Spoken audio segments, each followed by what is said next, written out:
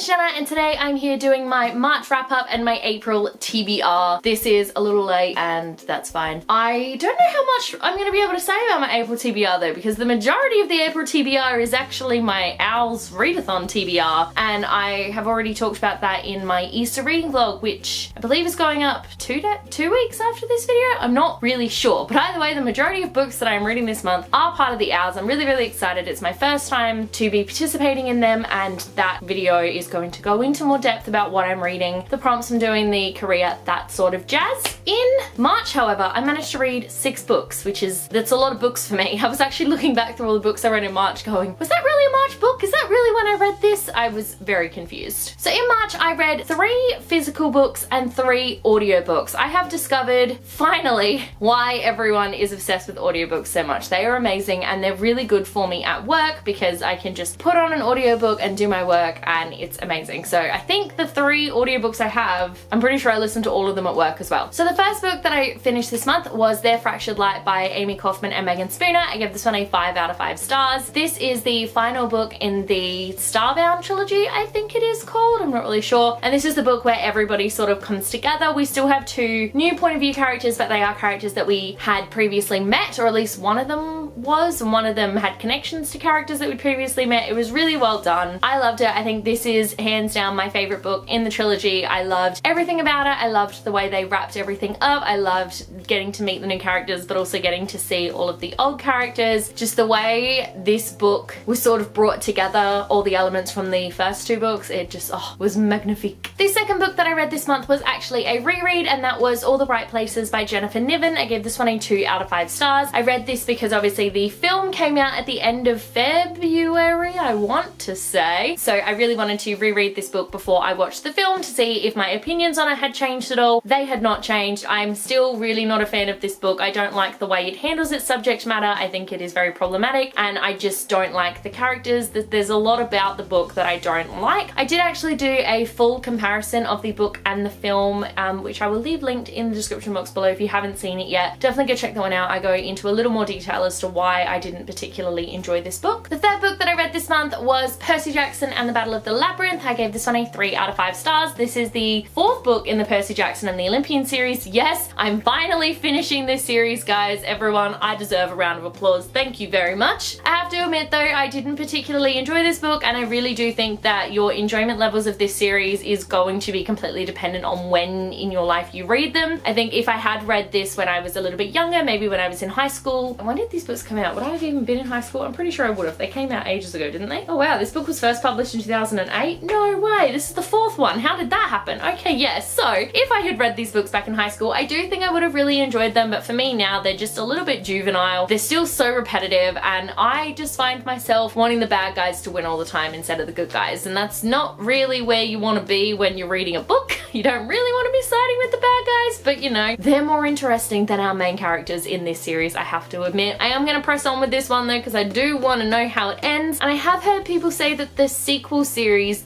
what's the sequel series called, like altogether? The Heroes of Olympus series? Is that the one? I've heard the second series is better than this first one, so I do want to give it a go, but I feel I would have enjoyed these much more if I had read them, you know, 10 years ago instead of now. The 4th book that I read this month was one that I read on audiobook, and that was Many Waters by Madeleine L'Engle. I gave this one a 3 out of 5 stars. This is the 4th book in the Time Quintet, and this one is the first one to not follow Meg and Charles Wallace. This one follows the twins, actually, Sandy and Dennis, who are 2 people I never thought I would read a book from their perspective. And this one takes them back in time to the Great Flood with Noah and the Ark, and so they meet Noah and they help make the Ark, that kind of thing. So this is a very Christian lit kind of novel. It's not normally the kind of novel that I would like to read. I did really love A Wrinkle in Time though, so I was determined to continue on with this series, and I have to admit I'm liking them less as the books are going on because they are leaning more heavily into the religion aspect, which is not something that I personally do enjoy reading about. I did like this book though in particular because it focused on Sandy and Dennis, and it was really nice to see how they were coping with everything because they have such scientific, rational brains. It was really nice to see how they were coping with the whole we've gone back in time to the Great Flood thing. That was probably the most interesting thing about this book, but apart from that, like, there were unicorns in this book, guys. It was it was a wild time. The fifth book I finished this month was another audiobook, and that was The Looking Glass Wars by Frank Bador. I gave this one a 4 out of 5 stars. This is the first book in the Looking Glass Wars trilogy, I guess it would be called, and it is a retelling of Alice in Wonderland, but it follows a girl named Alice. She is from Wonderland, and her Aunt Red sort of attacks on the day of her birthday, so she is sent to the real world, which is Victorian London, where she meets Lewis Carroll, and he writes her story, but he kind of distorts it a little bit. And so the book actually spans a good 20 years,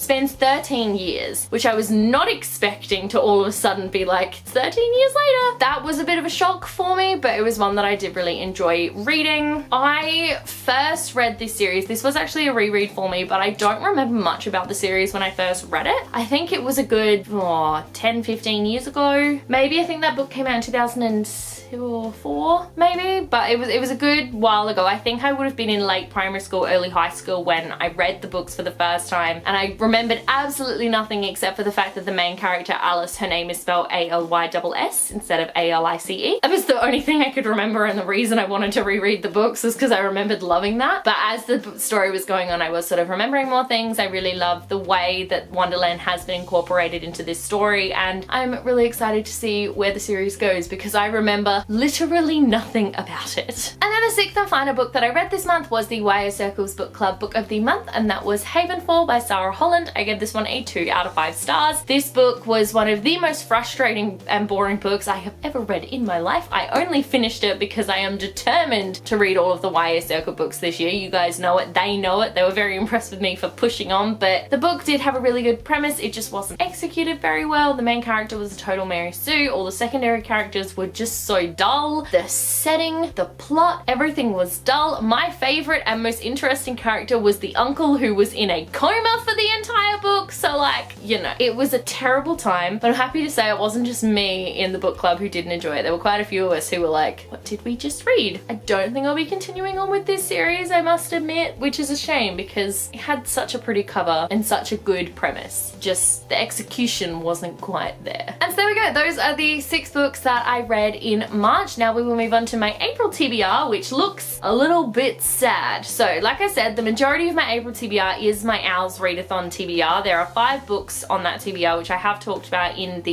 Easter reading vlog, which is, I want to say it's going up soon, but I honestly can't remember. So instead, I have my trusty TBR jar. I have the YA Circles Book of the Month, and I have a review book, all of which I need to read this month. So I'll start with the YA Circle Book of the Month, and that is The Gravity of Us by Phil Stamper. I think this is this the Grease retelling? No, this one isn't the Grease retelling. This is the NASA one. It's a contemporary, so you know, we're going in with bated breath, and I don't really know a lot about it. I do know that people have been really enjoying this book, so I'm hoping, you know, I got my fingers crossed that maybe this could be the contemporary that I really love, but I'm not hopeful. Next up, the Handed Under TBR jar.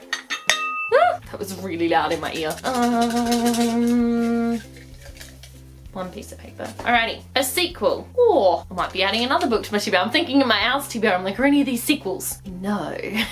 Sequel technically means it's the second book in a series. I don't even know if I'm ready to read any second books in a series. Okay, well, that's gonna be interesting to try to do this month. And then the last book that I have to read this month is a review book, which the authors and publisher were kind enough to send me, and that is The Drop Off by Fiona Harris and Mike McLeish. This one I am super, super excited to dive into. It is an adult thriller? Comedy? Actually, I'm not entirely sure, but I do know that it follows a group of parents who are consistently, you know, dropping their kids off at school, and they are all sort of hiding something, and then one day the lollipop man drops dead, and it just sounds awesome. It is based off of a web series that these 2 authors do, so I'm really excited to read this book, review it for you guys, and then watch the web series. I'm really, really keen to get started on that because I'm actually really okay with the idea of someone dying in a book like this. It sounds like a me kind of read. And there you have it. That was my March wrap up and my April TBR. Thank you so much for watching. Let me know in the comment section below if you have read any of these books and what you thought, because I would absolutely love to know. If you like this video, be sure to give it a huge thumbs up, and don't forget to subscribe to my channel so you don't miss a thing. Stay random. Bye.